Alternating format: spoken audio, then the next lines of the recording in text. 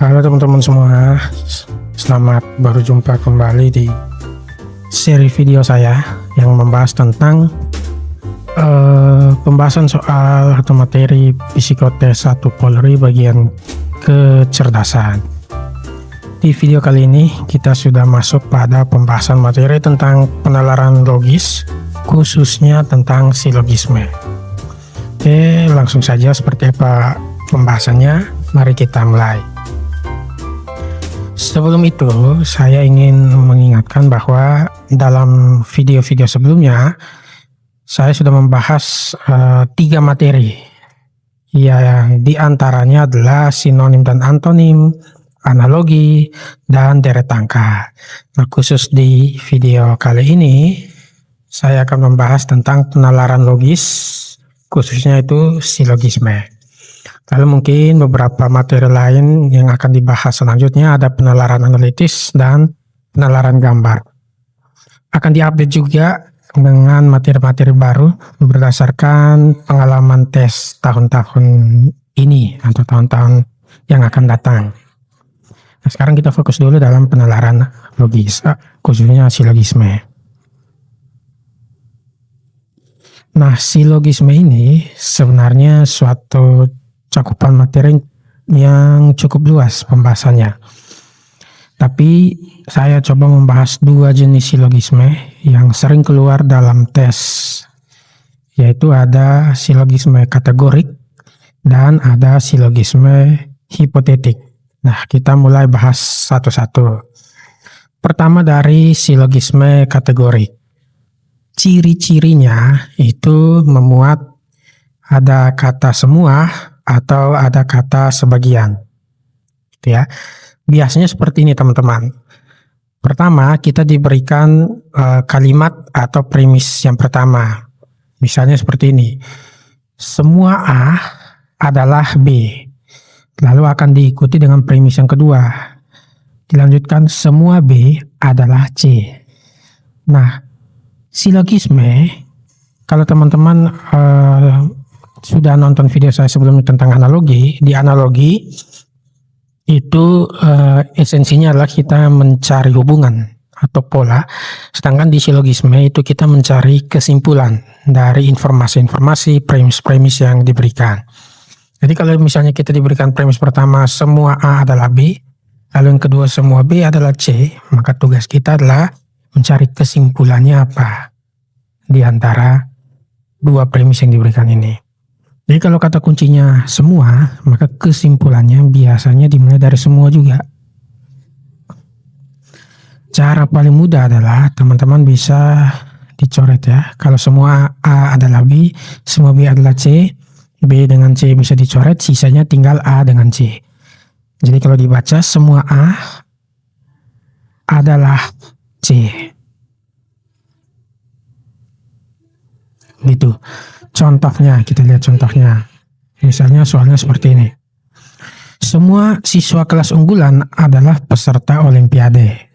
Dan semua peserta olimpiade adalah pelari berprestasi. Kalau kita coba analisis, ya, ini setelah itu diminta kesimpulannya apa ya. Tapi kalau kita coba analisis, semua siswa kelas unggulan adalah peserta olimpiade. Berarti semua siswa kelas unggulan ini A. Lalu peserta olimpiade ini B. Dan semua peserta olimpiade ini B adalah pelajar berprestasi, ini C. Berarti kita punya, saya tulis ini ya, semua A adalah B, lalu di bawah semua B adalah C. B dengan B kita bisa coret, maka kesimpulannya A adalah C. Semua ya, jangan lupa.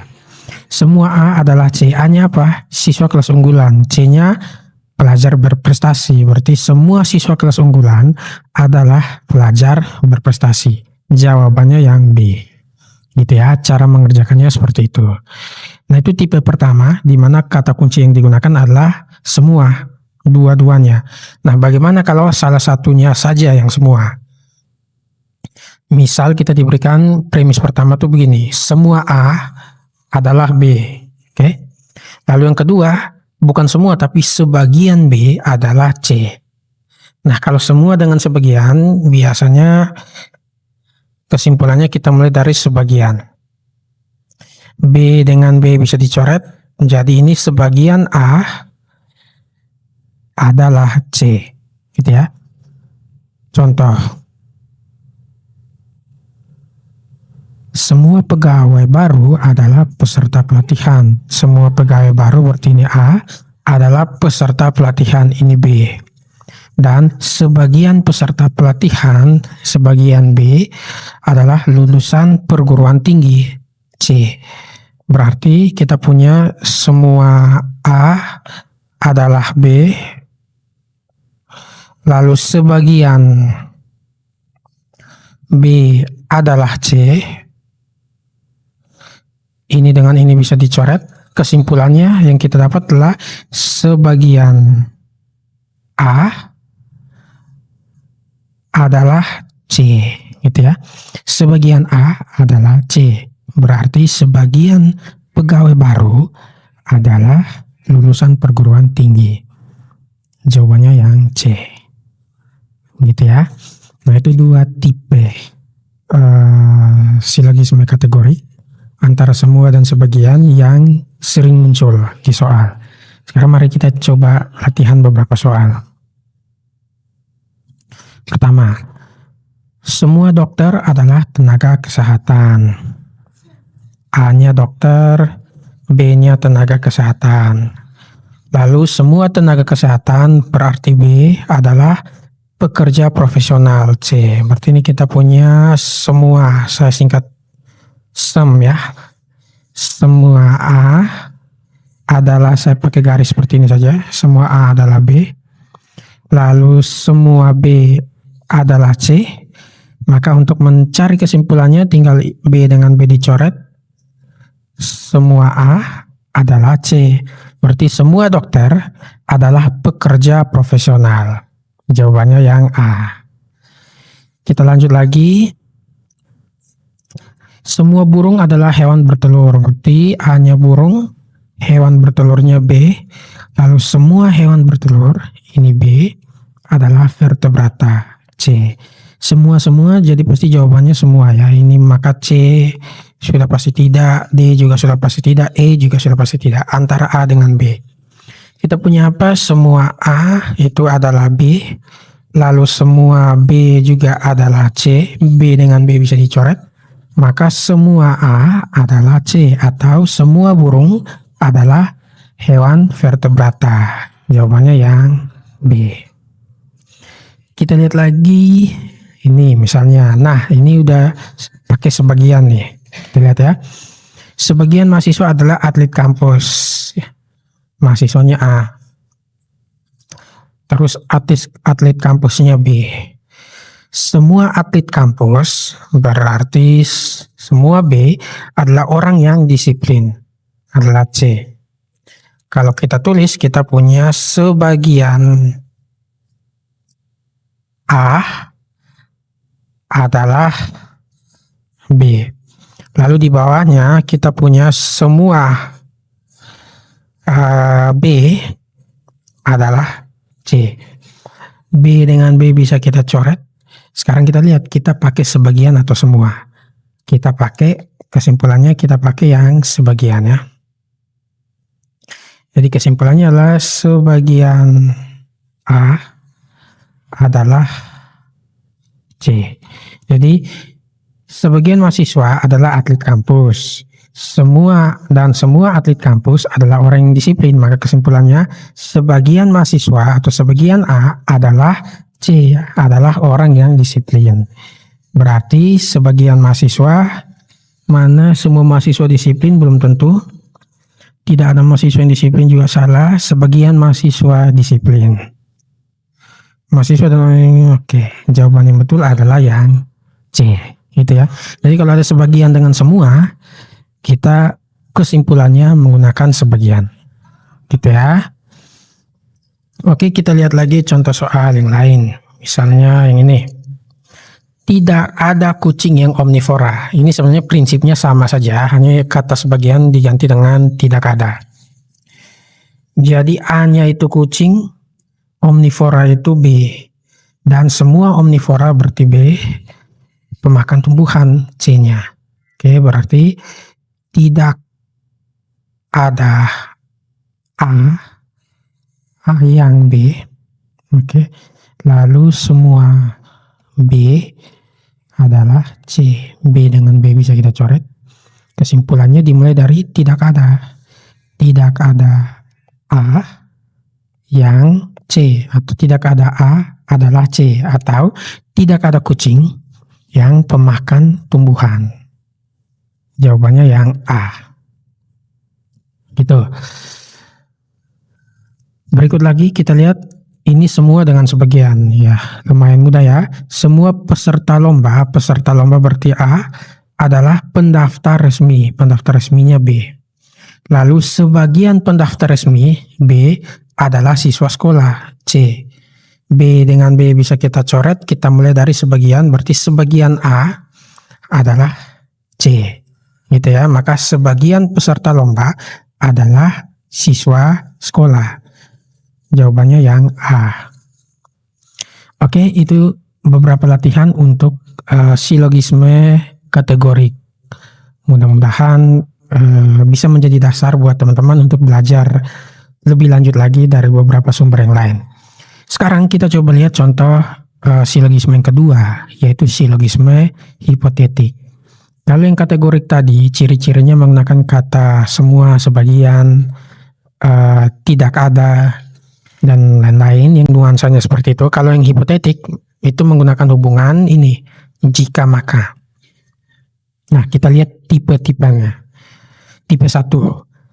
Premis pertama diberikan, ini dibacanya jika P maka Q. Oke. Di premis 1 diberikan jika P maka Q. Lalu di premis 2 yang terjadi adalah P. Yang diminta adalah kita menentukan kesimpulannya. Kesimpulannya apa? Kalau premis pertama jika P maka Q, lalu premis kedua yang terjadi adalah P, maka kesimpulannya Q. Sama seperti modal yang kita punya. Biar lebih mudah kita lihat pada contoh langsung ya. Jika Andi belajar maka ia lulus. Andi belajar. Oke, kita lihat ya. P-nya apa? Andi belajar itu P. Jika P maka ia lulus. Lulus itu Q. Premis 1 kita tulis ini. Jika P maka Q. Lalu yang kedua, yang terjadi apa? Andi belajar. Andi belajar itu apa? P. P di sini. Maka kesimpulannya adalah Q. Q itu apa? Ia lulus. Maka kesimpulannya Andi pasti tidak lulus, salah. Jika Andi lulus maka ia belajar, itu juga salah karena ini hanya mengulang informasinya. Andi belajar tapi tidak lulus juga salah. Belajar dan lulus tidak memiliki hubungannya, salah. Yang benar adalah Andi lulus karena Q itu lulus. Oke, itu tipe yang pertama ya. Jadi diingat, kalau P maka Q, lalu yang kejadiannya P, maka kesimpulannya adalah Q. Sekarang kita lihat tipe kedua seperti apa. Jika yang diberikan atau modal atau premis pertama kita adalah P maka Q, lalu yang terjadi adalah negasi Q, maka kesimpulannya adalah pertama-tama negasi Q ini apa? Negasi Q ini ingkaran dari Q. Jadi lawan dari Q. Jadi kalau yang terjadi atau di premis 2 yang diberikan adalah negasi Q, maka kesimpulan kita juga negasi P. Contoh ya. Di sini sama seperti tadi, P itu Andi belajar. Andi belajar. Yang ini. Lalu Q itu adalah Andi lulus. Andi lulus, yang ini ya. Nah, yang kejadian adalah negasi Q. P2 adalah negasi Q. Negasi Q itu apa? Kalau Q Andi lulus, negasi Q berarti Andi tidak lulus. Tidak lulus. Jadi kalau yang diberikan di pernyataan kedua atau kejadian yang terjadi adalah negasi Q, maka kesimpulannya negasi P. Negasi P itu apa? Kalau P Andi belajar, maka negasinya Andi tidak belajar. Jawabannya yang B. Gitu ya. Jadi diingat, tipe pertama kalau yang diberikan itu P, kesimpulannya Q. Kalau yang diberikan itu negasi Q, maka kesimpulannya negasi P. Lalu yang ketiga, ini penting juga untuk teman-teman ketahui karena sering mengecoh. Pernyataan pertama atau premis pertama yang diberikan adalah jika P maka Q. Lalu premis kedua adalah Q. Nah, kebanyakan teman-teman akan menjawab kesimpulannya itu adalah P. Padahal ini tidak selalu harus P. Kalau di pernyataan kedua premisnya itu Q, maka kesimpulannya itu bisa P, bisa juga negasi dari P. Contoh di sini ya. P-nya apa? Andi belajar. Terus Q-nya apa? Andi lulus. Q2 yang diberikan adalah Andi lulus. Oke. P2, sorry, bukan Q2. P2-nya adalah Q, yaitu Andi lulus. Andi lulus. Nah, apakah Andi lulus berarti Andi itu belajar?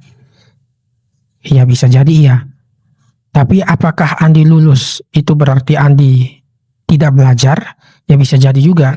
Kita tidak bisa memastikan kalau Andi lulus itu karena dia belajar atau tidak. Bisa jadi karena dia belajar lalu dia lulus, atau bisa jadi juga dia tidak belajar tapi ada sesuatu yang membuat dia lulus. Sehingga kesimpulannya bisa P, bisa juga negasi P. Maka kesimpulan yang paling tepat adalah kita tidak dapat menentukan dengan pasti apakah Andi belajar atau tidak. Jadi ini perlu hati-hati di sini ya. Kalau yang diberikan negasi Q, kesimpulannya negasi P. Tapi kalau yang diberikannya cuma Q, maka kita tidak bisa menyimpulkan apakah itu P atau negasi P. Karena dua-duanya bisa jadi benar. Sekarang tipe yang keempat juga mirip. Misalnya premis 1 P maka Q. Yang diberikan yang kedua, premis 2 adalah negasi dari P. Kesimpulannya apa? Sama seperti tadi. Bisa Q atau negasi Q juga. Jadi kita tidak bisa memberikan jawaban yang pasti atau kesimpulan yang pasti. Contoh, jika Andi belajar maka ia lulus. Terus keadaan yang diberikan adalah Andi tidak belajar. Apakah karena Andi tidak belajar maka pasti Andi tidak lulus? Belum tentu. Andi tidak belajar, ya bisa jadi dia tidak lulus. Bisa jadi juga dia lulus dengan hal-hal yang lain misalnya. Sehingga sama seperti tipe yang ketiga, tipe yang keempat ini juga tidak dapat ditarik kesimpulan dengan pasti apakah Andi lulus atau tidak. Oke, mudah-mudahan teman-teman bisa paham. Itu tipe yang keempat. Terus satu lagi saya tambahkan di sini ada tipe kelima tentang hipotetik. Premis pertamanya jika P maka Q. Premis keduanya ada sambungannya, jika Q maka R. Maka kesimpulannya sama seperti yang kita lakukan di kategori tadi. Q dengan Q bisa dicoret, kesimpulannya jika P maka R. Contoh, jika seseorang rajin belajar P, maka ia memahami materi berarti Q. Terus ada lanjutannya lagi, jika seseorang memahami materi berarti Q, maka ia memperoleh nilai yang tinggi. Katakanlah ini R. Berarti ini P maka Q, lalu Q maka R. Q dengan Q bisa kita coret, kesimpulannya adalah P maka R. P-nya apa? Jika seseorang rajin belajar, maka memperoleh nilai yang tinggi. Berarti gimana? Jika seseorang rajin belajar, maka ia memperoleh nilai yang tinggi. Jawabannya yang C. Tuh, mudah-mudahan sampai sini bisa membantu teman-teman. Berikutnya kita coba latihan beberapa soal ya. Oke, soal pertama. Jika mesin dihidupkan, maka lampu indikator menyala. Oke, premis 1. Jika mesin dihidupkan, P, maka lampu indikator menyala, Q, maka Q. Jadi P-nya itu mesin dihidupkan, Q-nya lampu indikator menyala. Terus premis yang kedua, jika lampu indikator tidak menyala, berarti apa? Itu negasi dari Q. Ya, karena Q itu kan lampu indikator menyala. Yang ini lampu indikator tidak menyala. Berarti negasi Q kan? Maka kesimpulannya apa? Kita ingat, kalau yang keduanya itu negasi Q, kesimpulannya negasi P. Negasi P. Jika P itu kan mesin dihidupkan. Negasi P berarti mesin tidak dihidupkan. Mesin pasti hidup salah. Yang B berarti ya, mesinnya mati. Oke, itu contoh yang pertama. Kita lihat lagi yang kedua. Jika lampu hijau menyala, berarti ini P, maka kendaraan boleh berjalan. Ini Q. Oke, premis 1, P maka Q. Lalu premis 2 yang diberikan adalah lampu hijau sedang menyala. P. Kesimpulan yang tepat adalah titik-titik. P2 adalah P. Kesimpulannya adalah jika P maka Q, lalu yang diketahui adalah P, kesimpulannya Q, gitu ya. Tipe 1 berarti tadi. Q-nya apa? Kendaraan boleh berjalan. Yang B. Kita lihat lagi nomor yang ketiga. Jika peserta hadir tepat waktu, P-nya peserta hadir tepat waktu, maka ia boleh mengikuti ujian. Q. Terus ini ada lanjutannya. Jika ia boleh mengikuti ujian, jika Q, maka nilainya akan direkap panitia. Nilainya akan direkap oleh panitia R. Kesimpulannya apa? Ini berarti bentuknya jika P maka Q, terus ada sambungannya jika Q maka R. Q dengan Q bisa dicoret. Kesimpulannya P maka R. P-nya apa? Jika peserta hadir tepat waktu, maka nilainya akan direkap oleh panitia. Jawabannya yang B. Jika peserta hadir tepat waktu, maka nilainya akan direkap. Oke, kita lihat lagi. Ini, jika seseorang melanggar aturan, berarti P-nya melanggar aturan, maka ia mendapat peringatan. Maka Q, ia mendapat peringatan. Terus ada lanjutannya lagi, jika ia mendapat peringatan Q, maka namanya dicatat oleh petugas R. Sama seperti tadi ya, Q dengan Q dicoret, tinggal hanya P, kesimpulannya P maka R. P-nya apa? Berarti jika seseorang melanggar aturan, maka R, namanya dicatat yang B. Oke, kita lanjut lagi. Ini, jika Budi rajin berlatih, P-nya Budi rajin berlatih, maka ia meningkatkan stamina. Q. Terus ada lanjutannya lagi, jika ia meningkatkan stamina berarti Q, maka ia siap mengikuti tes fisik R. Sama seperti tadi, Q dengan Q bisa dicoret, kesimpulannya berarti P maka R. Berarti kesimpulannya jika Budi rajin berlatih, maka ia siap mengikuti tes fisik. Jika Budi siap tes fisik, maka ia rajin berlatih. Jika Budi tidak meningkatkan stamina, maka ia tetap siap tes fisik. Jika Budi rajin berlatih, maka ia siap tes fisik. Yang C. Oke ya. Kita lihat lagi apakah ada. Oh, sudah. Oke, berarti itu beberapa contoh dari silogisme, khususnya silogisme hipotetik dan silogisme kategorik. Tentunya masih banyak lagi materi-materi terkait hal tersebut. Mudah-mudahan yang saya berikan ini dapat menjadi landasan awal buat teman-teman untuk belajar lebih jauh lagi. Berikutnya saya akan tetap update beberapa materi untuk kita dapat belajar bersama-sama. Namun mohon bantuan teman-temannya untuk subscribe, share juga, berikan komen kalau memang ada komentar, ada saran, pertanyaan yang bisa diberikan untuk membangun channel ini. Dan jangan lupa untuk like-nya. Oke, terima kasih teman-teman semua. Sampai jumpa di video berikutnya. Terima kasih.